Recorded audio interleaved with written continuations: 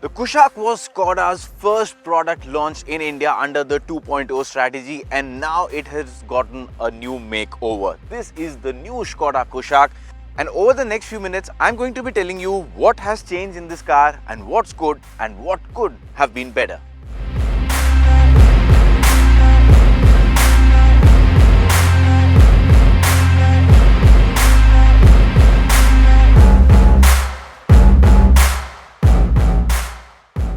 Now let's start off with the design, and as you can see, the front is completely new.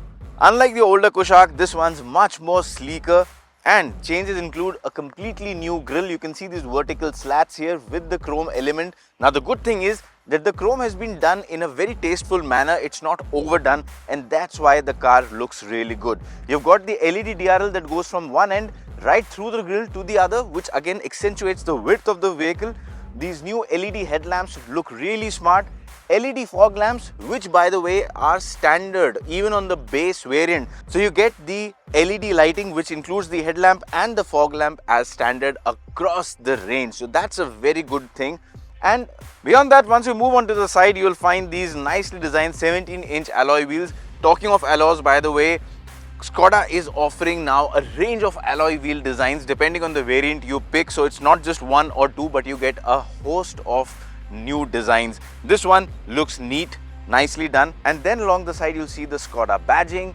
But overall, when you look at the side and the rear, in terms of design, there's not much of a change, but the car continues to look really neat, really nice. At the back though, you've got these sequential turn indicators, and the overall tail lamp design too is really sleek and nice. And when you add all of these elements together, what you get is a car that has been good looking in the past, is now even better looking. But what I really like about this car is the fact that it is a design that ages well.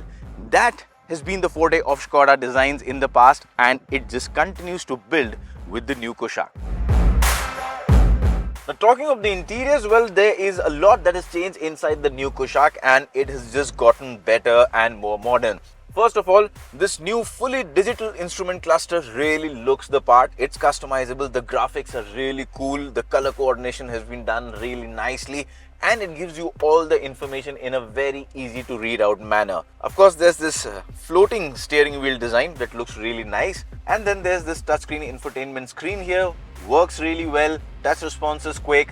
I wish it could have been a little bigger because that's the norm these days, but still it's not too small, and it's very user friendly. So the user interface is what makes a big difference. Beyond that, the rest of the things are right where you want it to be. The ergonomics are spot on. This new pattern that you see in the dashboard, it looks really nice. Seats are comfy, very good cushioning, they're ventilated, so that really adds to the comfort. And what really has changed in this Kushaq is the fact that a lot of things are being offered as standard even on the base variant. Like I said earlier, the LED lighting is available from the base variant. Now you also get a sunroof from the base variant. This of course is the top variant, so you've got a panoramic sunroof, but with the base variant you get a single pane sunroof. You also get a touchscreen infotainment system, not this one, but a smaller touchscreen even with the base model. So that means that the base model too comes equipped with a lot of good features. Overall, I think Skoda has done a good job with the Kushaq. It has just gotten more new features, lot of tech. What could have been better though is the rear camera.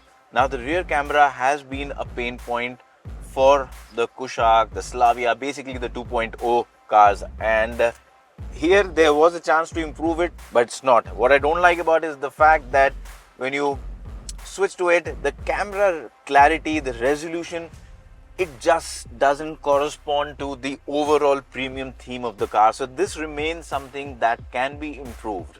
But now let me also show you how's the rear seat. Once in the rear seat of the Kushaq, you will find a good amount of space.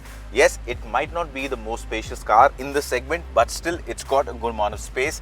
With the driver's seat adjusted to my driving preference, and I'm 5 feet 8 inches, you can see I've got very good leg room. I've got good amount of clearance in terms of knee room. Even in terms of headroom, I've got decent clearance. What I really like though about this place is the fact that this rear seat really adds to the comfort. So while you might not have the most space in the segment, you do have one of the best seats in the segment. It's great in terms of cushioning. A sort of relatively low transmission tunnel makes it easy for 3 people to sit abreast, and the under thigh cushioning here, the under thigh support is very good. So even if you're taller and you are in the seat for a longer duration, it is going to be comfortable. There's of course a cushion armrest with cup holders, and the panoramic sunroof on the higher variant also just adds to the overall airiness of the cabin. Now continuing with the rear seat experience, let me tell you about a segment first feature, something that you find mostly in luxury cars, but here the Kushaq offers it, and that's the rear seat massage function. Yes, you heard it right. A rear seat massage function in a compact SUV. And how's the experience?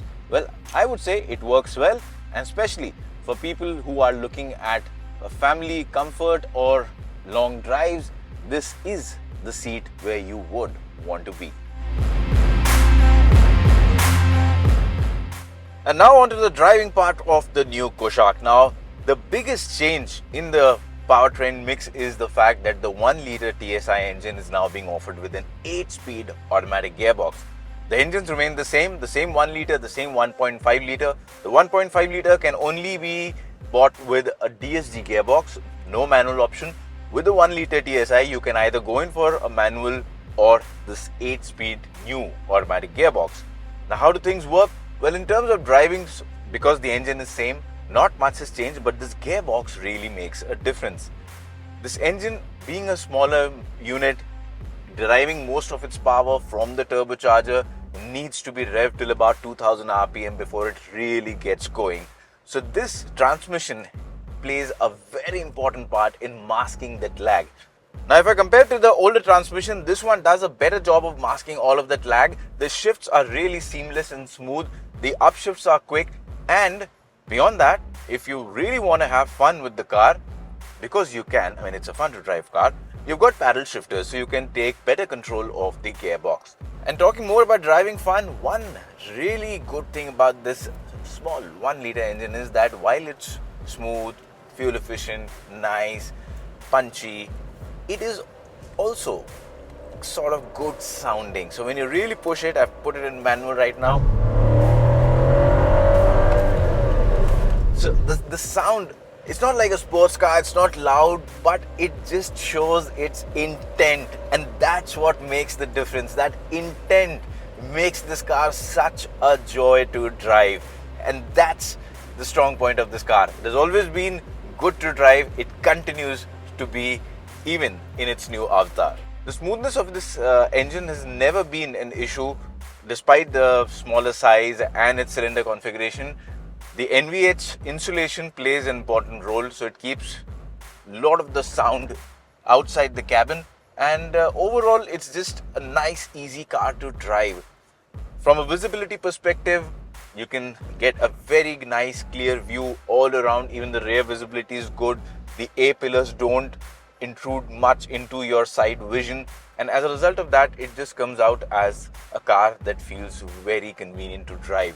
Yes, there are some misses in the overall scheme of things. For example, there's no 360-degree camera.